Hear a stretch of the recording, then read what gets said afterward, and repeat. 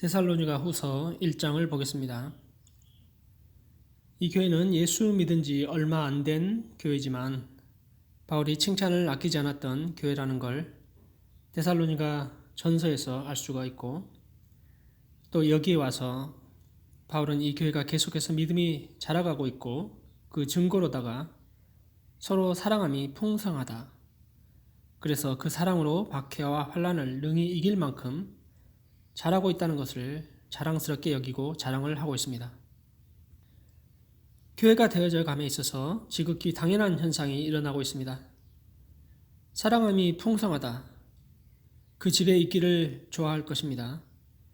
주일날이 기다려지고 같이 있고 싶고 식사하고 싶고 같이 있는 자체가 기쁘고 아주 편안한 사이가 됩니다. 부담이 없는 사이 말입니다. 허물 없는 친구를 만날 때 우리는 정말 기쁨을 느낍니다. 이 사랑함은 문화적인 벽 또한 넘습니다. 우리 문화권, 유교 문화권이 오랜 동안 지배해온 한국 사람에게는 말부터 해서 격식이 있고 그 세대의 차이가 많이 있다고 얘기를 합니다. 그래서인지 조금 조심하게 됩니다. 때로는 좀 어렵습니다. 반면 여기 서양은 서로 이름을 부르고요. 물론 그 안에 예의, 격식도 있지만 제가 느끼기로는 우리 문화권보다는 좀 더 훨씬 더 느슨하지 않나 생각합니다. 오랜 동안 형성이 된 문화를 바꾸자는 얘기를 하는 것은 아닙니다. 사랑이 풍성함은 그 어떤 장벽이나 거리감을 좁힐 수 있다는 것을 말합니다. 남녀노소, 교회 안에서는 허물 없는 사랑하는 사이가 되어지는 게 성경적입니다. 그렇다고 함부로 대하는 것도 사랑이 더더욱 아니고요. 이 사랑은 박해와 환난을 이기는 것을 가능케 합니다. 자녀가 물에 빠졌을 때 본능적으로 구해내기 위해 안간힘을 쓰다가 대부분 같이 죽습니다. 절대 같이 들어가서는 안 되지만 같이 살기 위해서는 다른 수단을 이용해야 하는데 보통 본능이 앞섭니다. 죽음을 무릅쓸 만큼 그 사랑은 강렬합니다. 우리 주님의 사랑 또한 죽음을, 온갖 고난을 무릅썼습니다. 그저 당연하게 덤덤하게 느끼고 잘 모르게 살아왔던 게 현실인데 박해와 환난을 만나면 확실해집니다. 박해받지 않는 나라에 살고 있는 게 다행스러운 일이기도 하지만 반면에 불행스러운 일일 수도 있습니다. 초대 교회에서부터 교회는 정체되어 있지 않았습니다. 주님의 사랑을 전하지 않고서는 입이 근지럽고 몸이 근지러운 사람들이었습니다. 너무나도 자연스럽고 당연한 것이었습니다. 이번에도 주일이니 교회는 가야겠고 하는 수동적인 믿음이 아니었습니다. 박해와 환난을 견딜 만큼의 확실한 믿음, 심지가 견고한 믿음이었습니다. 이런 박해와 환난이 그냥 그걸로 끝나는 게 아니고 하나님이 심판하시겠다는 표중으로 이제 나타납니다. 주님은 항상 약속하셨습니다. 그리고 지키셨습니다. 너희 평생에 너를 능히 당할 자 없으리니 내가 모세와 함께 있었던 것 같이 너와 함께 있을 것임이라. 내가 너를 떠나지 아니하며 버리지 아니하리니. 아멘. 이 박해 현장, 이 섭리를 통해서도 하나님이 함께 하십니다. 이 심판의 표가 바로 또 그 증거이다. 무슨 증거이냐 하면 5절에 보면은 하나님 나라에 합당한 자로 여김을 받게 되는 증거입니다. 그 나라를 인하여 고난을 받느니라 했습니다. 이 다가오는 고난이 지극히 정상이고 하나님 때문에 그 나라를 위하여 받습니다. 그렇다면 이게 바로 축복입니다. 기본적으로 사람의 본능은 피하는 게 당연하지요. 굳이 그 힘든 가운데 괴롭힘 당하는 가운데 가고 싶지 않습니다. 그저 사랑하고 예수 복음 전하는데 왜 이렇게 괴롭힙니까? 주도권을 잡은 자들의 영이 다른 영이라는 것을 증명합니다. 성령이 아니면 무슨 영입니까? 우리에게는 현재 이런 많지의 고난들은 없습니다.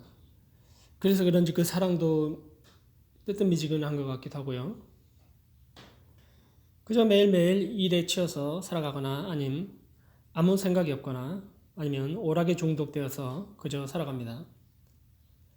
그러나 주의 나라를 위해 주님의 사랑을 받은 자가 다른 사람을 사랑하고 싶고 그 사랑을 나누고 싶어질 때, 기도할 때 변화가 일어납니다. 그것은 자발적이요 동기가 부여된 하나님의 사랑의 동기가 부여된 움직임입니다. 즐겁고 평안함이 있고 이루 말할 수 없는 기쁨이 있습니다. 언제나 사단은 움직임을 포착할 때 활동을 합니다. 가만히 그냥 있으면 건들 이유가 없습니다. 활동이 감지될 때 검열의 센서십이 작동합니다. 가해자들이 마냥 주도권을 쥐고 있는 것처럼 보입니다. 영원히 그럴 것 같습니다. 그러나 그것은 큰 착각이고 오해라는 것을 성경을 믿는 우리는 잘 압니다.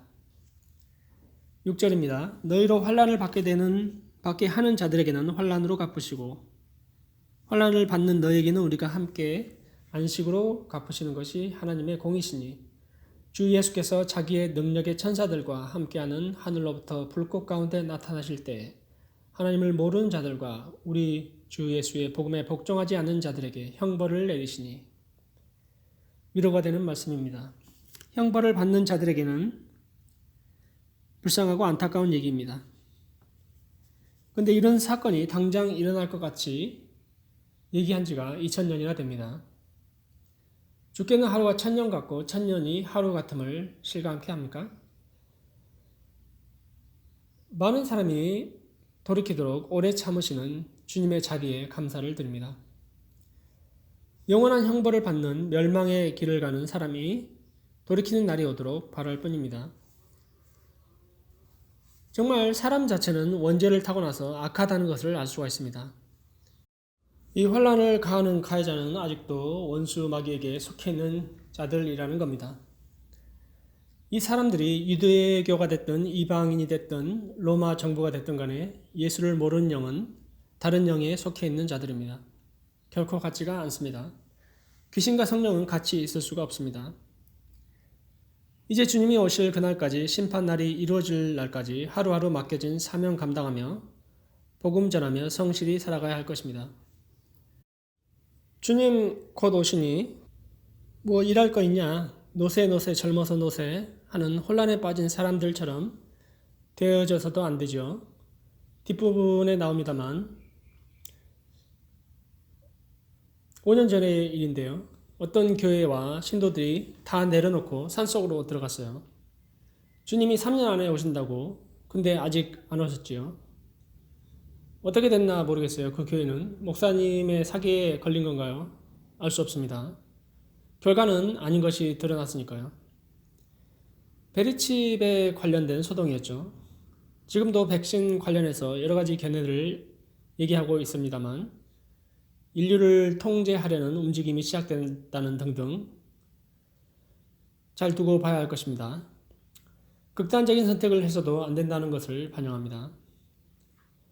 아무튼 우리가 고난을 받는 것도 주님의 뜻입니다. 순교자의 피가 뿌려진 것에 복음 증거가 확실하게 활발하게 되는 것도 볼 수가 있습니다. 그만큼 강렬한 증거가 어디 있겠습니까? 죽는 것은 잠깐이요. 한 번뿐이지만 영원한 형벌, 주의 영광에 참여하지 못하는 것이 더욱 두렵고 떨린 일이 아닐 수 없습니다. 공포를 조장할 필요는 없습니다만요. 공포가 어떤 일들을 이루어내는 것은 아니니까요.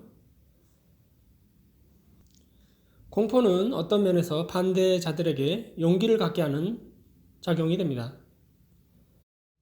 사자의 밥이 될지언정, 찢겨 죽을지언정 진리를 따라가고 하나님을 경외하는 많은 믿음의 사람들이 함께 있고 주님이 함께 합니다. 9절입니다. 이런 자들은 주의 얼굴과 그의 힘의 영광을 떠나 영원한 멸망의 형벌을 받으리로다. 언제 그렇습니까? 10절에 그날에 그가 강림하사 그의 성도들에게서 영광을 받으시고 모든 믿는 자들에게서 놀랍게 여김을 얻으시리니 이는 우리의 증거가 너에게 믿어졌습니다. 위로가 되는 구절입니다. 그러므로 11절에 이러므로 우리는 항상 너희를 위해 기도함은 우리 하나님이 너희를 그 부르심에 합당한 자로 여기시고 모든 선을 기뻐함과 믿음의 역사를 능력으로 이루게 하시고 우리 하나님과 주 예수 그리스도의 은혜대로 우리 주 예수의 이름이 너희 가운데서 영광을 받으시고 너희도 그 안에서 영광을 받게 하려 함이니라. 아멘. 역사적 관점에서 보면 이제 이 데살로니가 교회도 직접적이고 초자연적인 방법으로 하나님이 당장 구원하신 것은 아니었습니다. 그리고 그 재림의 사건에 관하여서는 이제 이 시대의 사고와 언어로 접근해서도 안 될 것입니다. 그것은 어떻게 보면 완전히 이해될 수도 없습니다. 그 재림 사건이요.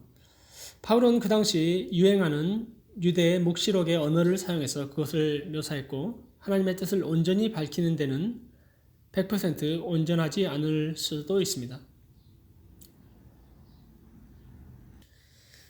이제 결론적으로 말씀드리면 신앙생활을 해나갈 때 여러 다른 모양으로 불이익이나 핍박이나 환난이나 이런 것들이 다가올지라도 마지막 구절의 말씀처럼 하나님의 영광을 위해 그리고 우리도 그 안에서 영광을 받는 거기에서 안식을 얻는 참 평안이 임하기를 기도합니다. 기도드리겠습니다. 고마우신 주님, 주의 복음이 그 옛날서부터 전해져서 우리에게까지 이르러서 구원하여 주시니 감사합니다. 주님의 섭리 가운데 우리도 이제 그 길을 묵묵히 갑니다. 주님 먼저 가신 길, 안락하고 편안한 길은 아니었지만 기쁨과 평안이 있는 주님이 함께 하시는 그 사역에 동참하기 원합니다.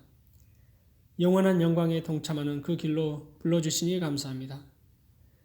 그리고 승리를 약속하여 주시니 영원한 소망과 희망을 바라보며 선을 기뻐하고 믿음의 역사를 능력으로 이루어갈 수 있도록 도와주시옵소서. 예수님 이름으로 기도드립니다. 아멘.